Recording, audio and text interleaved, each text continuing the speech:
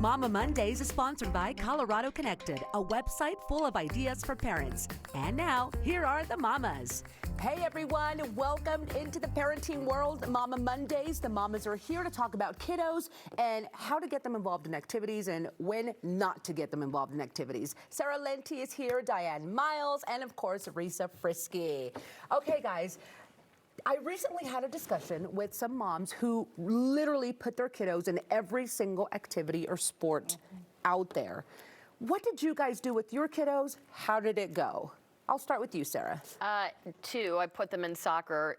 True to form, Abel played. Eli sat on the sidelines and cried the entire time, and it remains the same today whenever I put them in something.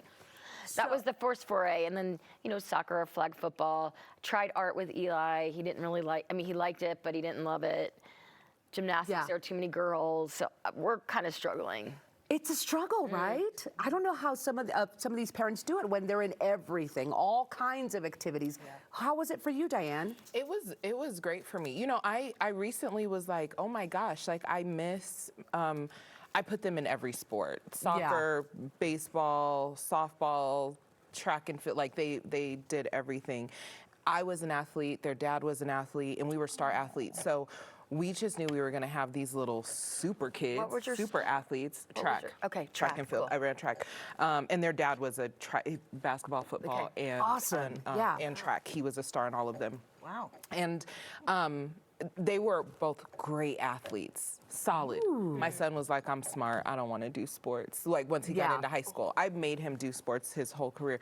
But I was like, me and Terrence, we've always been like, they have freedom to be fully expressed and to tell us what they want, what they don't want.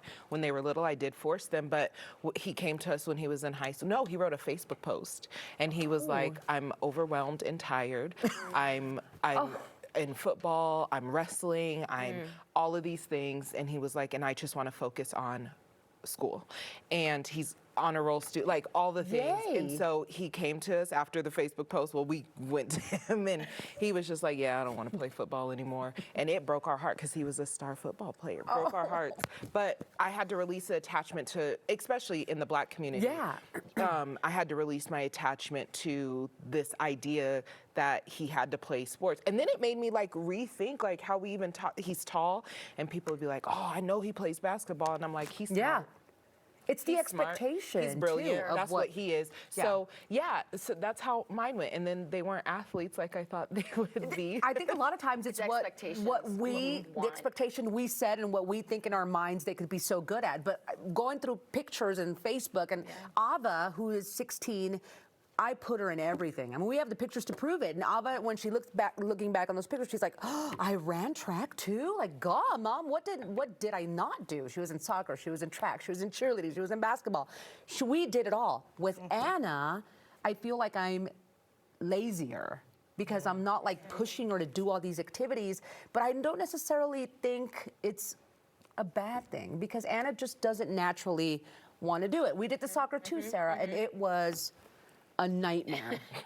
It was such a nightmare. Like she would grab the jersey and hide it. And I was like going all over the house trying to look for the jersey to get out the door. And I'm like, where is the jersey? It was like under her bed because she did not want to play. At some point you say, okay, am I forcing this child? Yeah. You got it. What about you? Yeah. Well, I was very lucky because I had the opportunity to stay home with Sophia. I freelanced, so I was able to work from home back before COVID, so I could work remotely. It was like a thing. So I had time to take her to all those little rec center things, like tiny chefs and art class. So we did a lot together. And I took her to tiny tumblers. I remember Tiny Tumblers, Okay, Tiny Tumblers. Anyone who's done Tiny Tumblers. Okay, so Tiny Tumblers was wonderful, and everyone came to the final day where you go through the course and you do all the things, and she went on the little bar and the person was swinging her and took her upside down. And she screamed like I've never heard before, and that was the end of Mommy signing me up for anything. She could never be Meanwhile, this child will get on a 2,000-pound horse, not a problem. But to like climb on my shoulders to get something high off a shelf, like get on my piggyback to get that shelf, that thing off the shelf in the King Soopers. No. She's like clawing me like a mad cat. And then like upside down won't work. So anything upside down, no.